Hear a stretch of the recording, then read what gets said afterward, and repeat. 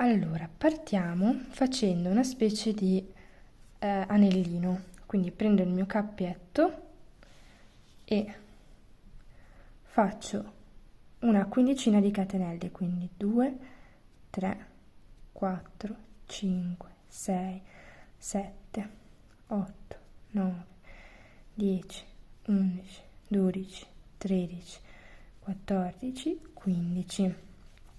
Vado a chiudere nella primissima catenella che ho fatto con una maglia bassissima. Quindi entriamo qua dentro e faccio una maglia bassissima, così. Dopodiché 3 catenelle per alzare il lavoro e vado a lavorare dentro a questo anellino che ho creato delle maglie alte. Non c'è un numero preciso da rispettare perché comunque il numero varia in base al filato che state utilizzando. Se avete un filato molto elastico avrete bisogno di fare più maglie, se ne avete uno un po' più rigido come quello che sto usando io ve ne serviranno un po' di meno. Comunque l'importante è che alla fine del giro avrete riempito tutto l'anellino con queste maglie alte.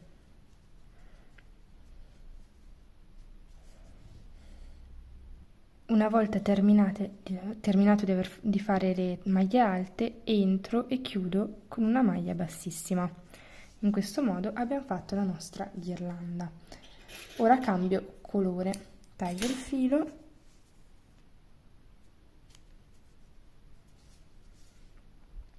prendo il mio filo rosso e molto semplicemente mi aggancio alla ghirlanda in questo modo, prendo, tiro e faccio passare il cappietto, una catenella per alzare il lavoro e faccio semplicemente un giro di maglia bassa, tutta rossa.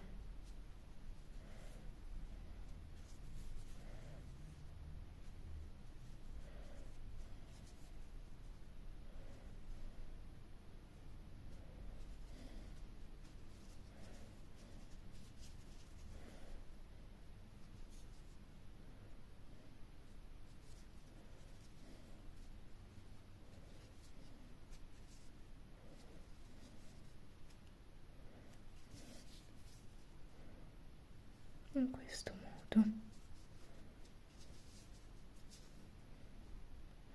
Una volta arrivati alla fine, chiudo con una maglia bassissima nella prima catenella.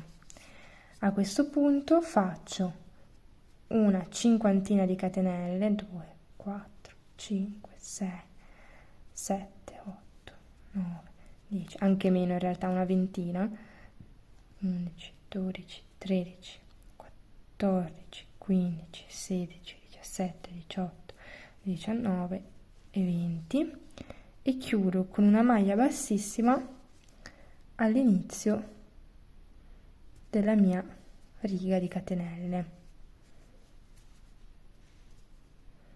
in questo modo, e ho fatto il mio cappietto per appendere la ghirlanda. Taglio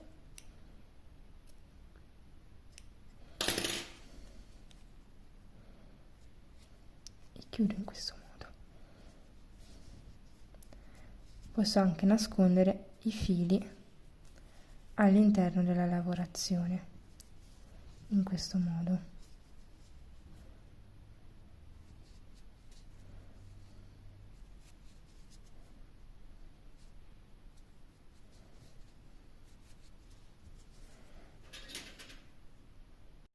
A questo punto prendo di nuovo il mio filo nero e il filo rosso e faccio una striscia di catenelle, questa volta sì, una cinquantina, 1, 2, 3, 4, 5, 6, 7, 8, 9, 10. Arrivati a 50 taglio il filo, chiudo, qua mi sembra, okay. chiudo con una maglia bassissima e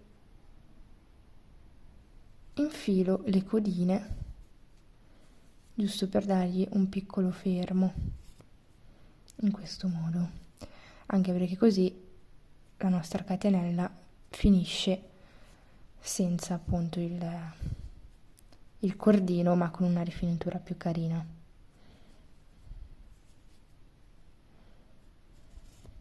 In questo modo. E taglio. La stessa cosa faccio dall'altra parte.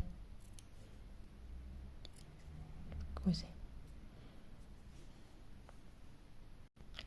A questo punto abbiamo il nostro cordino e lo usiamo esattamente come un fiocchettino. Quindi faccio passare,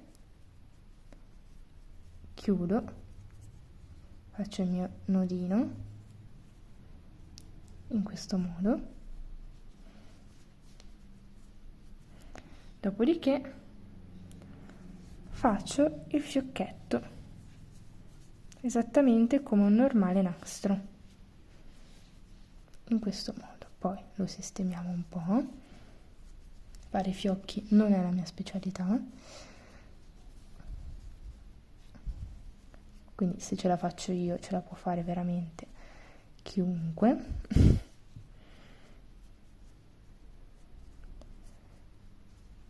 Ed ecco qua. Ecco qua la nostra ghirlandina finita. Veramente facile e veloce da realizzare. Grazie per avermi seguita, vi ricordo di iscrivervi al canale per non perdervi neanche un video. Grazie e ciao!